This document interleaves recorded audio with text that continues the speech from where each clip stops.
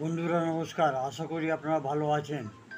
আজকে যে আমাদের বিষয় হচ্ছে ওটা হচ্ছে ছোট মেয়েদের ইউনি মার্গ থেকে ইউনিট আসা থেকে সাদা সাপ বেরোনো। এই সাদা সাপ নানা রকমের হয়, জলের মতনও হয়, সাদাও হয় এবং মাঝে সাঝে হাতের মধ্যে চিপকে যায়, এরকমও হয়। এটা হয় বাচ্চাদের খুব বেশি নোংরা থাকার জন্য কিংবা ইউনি দ্বারকে ভালো করে পরিষ্কার না করলে এগুলো হয়। এবং খাওয়া দাওয়াও ঠিক করে না করলে কিংবা কমজোরির জন্য এগুলো হয়।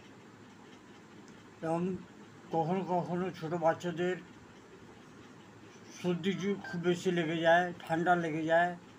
পেটে যদি কৃমি থাকে তাহলে কৃমি মলদ্বার থেকে ইউনিদ্বার অবধি চলে যায় এবং ইউনিদ্বার গিয়ে অ্যাটাক করে, এই কারণেও হয়।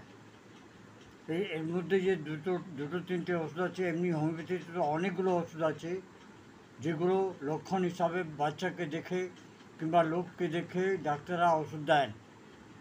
কিন্তু আমি এখানে দুটো তিনটে ওষুধের ব্যাপারে বলবো, যেটা বলা যায় একরকম রামবাণ হিসাবে কাজ করে। এক নম্বর ওষুধ হচ্ছে ক্যালকেরিয়া কাপ।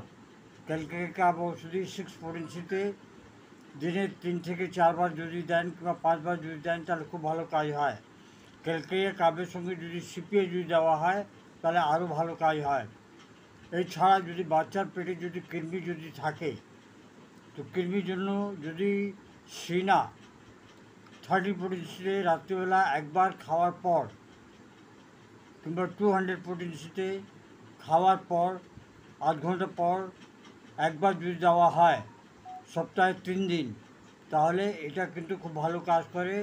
এবং এই ওষুধগুলো সাদা সাপের জন্য, প্রদর রোগের জন্য এটা কিন্তু কমসে কম 40 থেকে 45 দিন খাওয়াতে হবে। খাওয়ালে অনেকটা লাভ পাওয়া যায়। আশা করি এই ভিডিওটা আপনাদের পছন্দ হবে। পছন্দ হলে আপনারা আমার সঙ্গে থাকুন এবং এইটাকে আপনার প্রিয়জনের কাছে পাঠান। নমস্কার।